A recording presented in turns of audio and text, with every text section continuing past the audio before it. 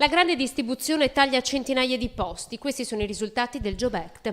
Anticipa così i festeggiamenti del 1° maggio Jacopo Berti, candidato alla presidenza della regione del Veneto. Berti, padovano, snocciola i dati della grande distribuzione che proprio in questi giorni sta minacciando di lasciare a casa altri lavoratori. 38 all'Auchan, 52 al Carrefour di Marcon, tagli annunciati anche a Mercatone 1 e Feltrinelli.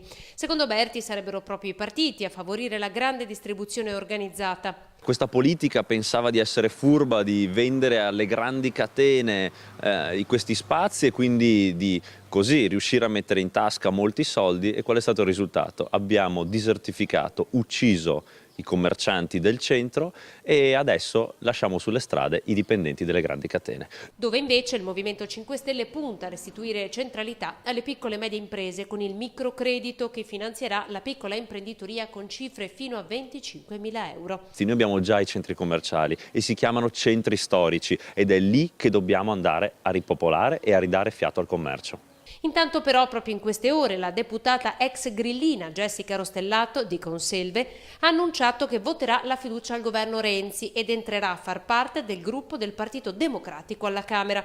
Siamo finalmente in una fase in cui le decisioni si prendono e le cose si fanno. Io penso, ha dichiarato Rostellato, che sia questo quello che serve all'Italia.